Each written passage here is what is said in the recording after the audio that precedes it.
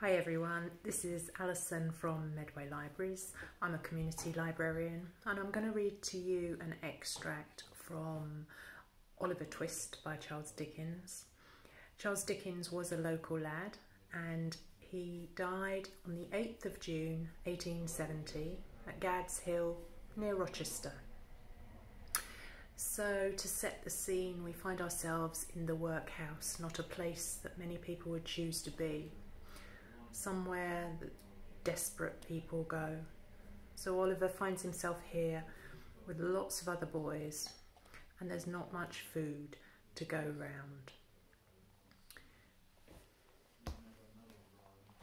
The room in which the boys were fed was a large stone hall with a copper at one end, out of which the master, dressed in an apron for the purpose and assisted by one or two women, labelled the gruel at meal times.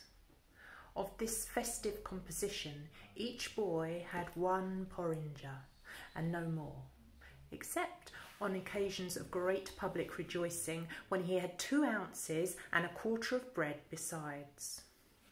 The bowls never wanted washing. The boys polished them with their spoons until they shone, and when they had performed this operation, which never took very long, the spoons being nearly as large as the bowls, they would sit staring at the copper with such eager eyes as if they could have devoured the very bricks of which it was composed, employing themselves meanwhile in sucking their fingers most assiduously with a view of catching up any stray splashes of gruel that might have been cast thereon. Boys have generally excellent appetites. Oliver Twist and his companions suffered the tortures of slow starvation for 3 months. At last, they got so voracious and wild with hunger that one boy who was tall for his age and hadn't been used to that sort of thing, for his father had kept a small cook shop, hinted darkly to his companions that unless he had another basin of gruel per diem, he was afraid he might some night happen to eat the boy who slept next to him, who happened to be a weakly youth of tender age. He had a wild, hungry eye, and they implicitly believed him. A council was held, lots were cast, who should walk up to the master after supper that evening and ask for more, and it fell to Oliver Twist. The evening arrived, the boys took their places. The master, in his cook's uniform, stationed himself at the copper. His pauper assistants ranged themselves behind him. The gruel was served out and a long grace was said over the short commons. The gruel disappeared.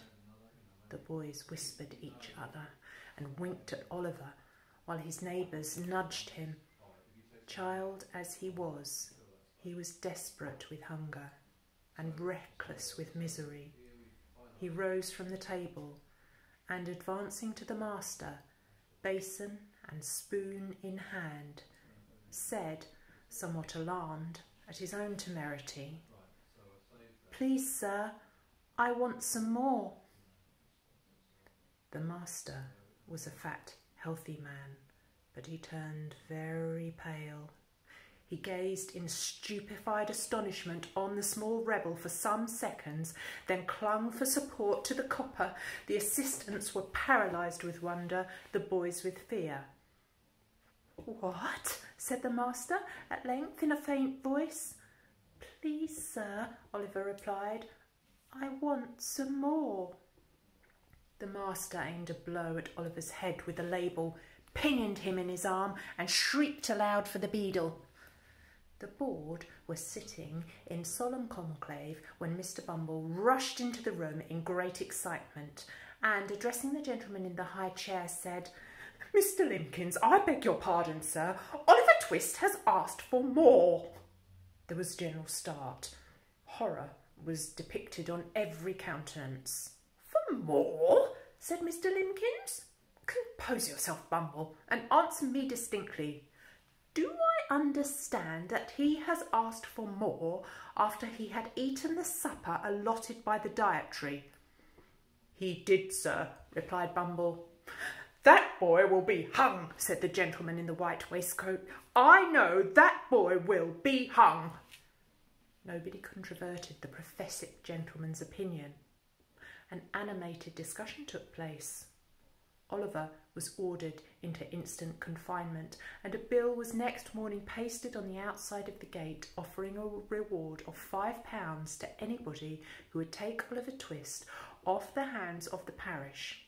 In other words, £5 and Oliver Twist were offered to any man or woman who wanted an apprentice to any trade, business or calling. "I was never more convinced of anything in my life," said the gentleman in the white waistcoat as he knocked at the gate and read the bill the next morning.